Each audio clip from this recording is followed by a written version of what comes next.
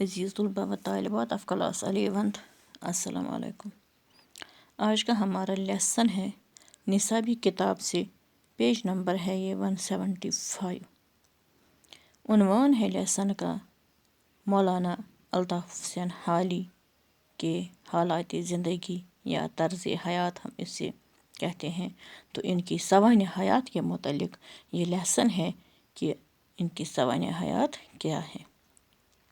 جی ہاں بیٹے، اردو ادب کو عبارت آرائی، لفاظی عریانیت اور سولیدہ بیانی سے پاک کرنے میں جن لوگوں نے اپنا خونی جگر صرف کیا، ان میں مولانا حالی کا نام سر فہرست ہے۔ حالی کا پورا نام الطاف حسین تھا اور حالی تخلص کیا کرتے تھے۔ 1837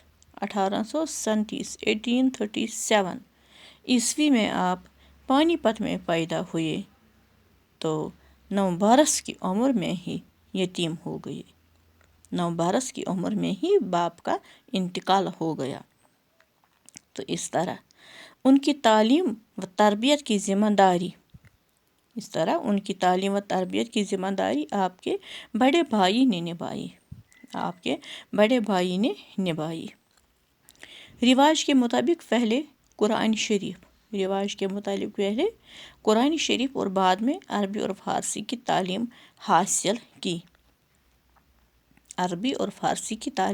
حاصل کی۔ 17 سال کی عمر میں ہی ان کی شادی بھی کر دی گئی، مگر شادی کے بعد بھی انہوں نے کتب بینی کے مشغلے کو جاری رکھا، یعنی کتابیں پڑھنا انہوں نے نہیں چھوڑ دیں۔ تو اس طرح ان کی علمی استعداد روز بروز بڑھتی ہی رہی، ان کی علمی قابلیت روز بروز بڑھتی ہی رہی۔ عربی اور فارسی کی تعلیم مکمل کرنے کے بعد ملازمت کی غرض سے آپ دہلی آ کر مرزا غالب کی صحبت میں رہنے لگے، لیکن 1857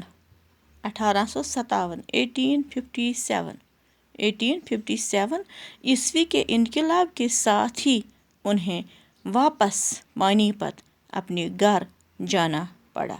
جب دلی کے حالات خراب ہو گئے تو وہ آپ واپس پانی پت چلے گئے۔ اس طرح غالب کی صحبت سے زیادہ فیضیاب ہونے کا موقع نہیں ملا، غالب کی صحبت میں بیٹھنے کا موقع زیادہ نہیں ملا، اس لیے ان کی صحبت سے فیضیابی زیادہ اچھے سے نہیں ہوئی۔ ہنگامے کے بعد پھر جب حالات اور ٹھیک ہو گئے کچھ دلی کے، ہنگامے کے بعد کچھ برس گھر میں ہی قیام کیا، لیکن 4 برس کے بعد ہی پھر واپس دہلی آئے اور نواب مصطفیٰ خان شیفتہ کے بچوں کو 8 سال تک پڑھاتے رہے۔ واپس دہلی آ کر نواب مصطفیٰ خان کے بچوں کو 8 سال انہیں ملازمت حاصل ہوئی۔ چونکہ شیفتہ خود بھی شاعر تھے اور شاعری میں مبالغہ آرائی کو پسند نہیں کرتے تھے۔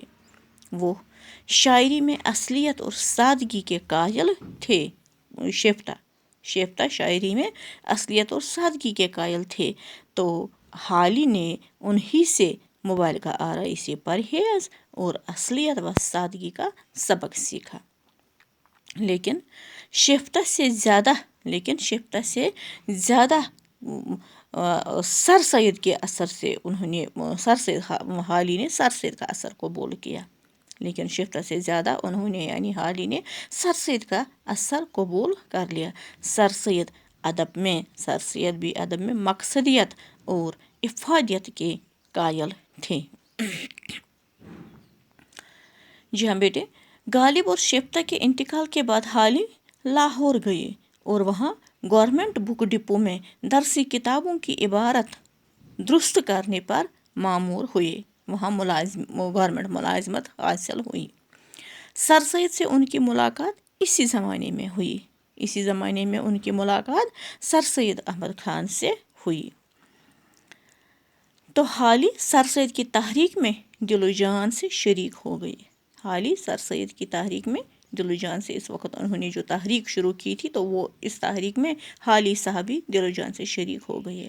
لاہور سے ان کی تبدیلی دہلی کالج میں ہوئی تو حیدرآباد سے ادبی وظیفہ ملنے لگا. اسی زمانے میں انہیں حیدرآباد سے ادبی وظیفہ بھی ملنے لگا تو حالی صاحب نے ملازمت کو خیر آباد کہا، ملازمت کو چھوڑ دی اور پانی پت آ کر ادبی خدمت میں مشغول ہو گئے. ادب کی خدمت کرنے لگے ملازمت چھوڑ کر، اپنے گھر واپس آ کر، پانی پت اپنے شہر واپس آ کر. تو اس طرح انہوں نے پھر پانی پت میں ہی 1914 عیسوی میں 1914 عیسوی میں پانی پت میں ہی انتقال فرما گئے. وہ اپنے گھر پانی پت میں ہی انتقال کیا انہوں نے 1914 عیسوی میں.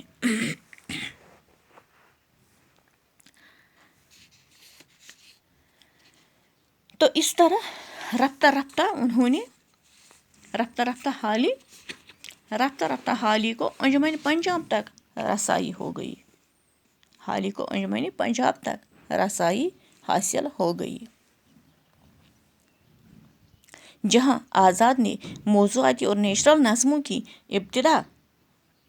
ابتدا کی تھی. حالی نے انجمن کے مشاعروں میں 4 نظمیں پڑھی: برخارت، نشاط امید، مناظر رحم و انصاف اور حب وطن. یہ 4 نظمیں کافی مشہور ہوئیں، لیکن خرابی صحت کی وجہ سے مولانا کو لاہور چھوڑنا پڑا، لیکن ان کی نظم نگاری کا سلسلہ جاری رہا. اپنے گھر پانی پت میں ہی رہ کر ان کی نظم نگاری کا سلسلہ جاری رہا تو آخر پھر پانی پت میں ہی 1914 عیسوی میں آپ نے انتقال فرما دیا. تو جی ہم بیٹے، آج کا لیسن اتنا ہی، باقی وسلام.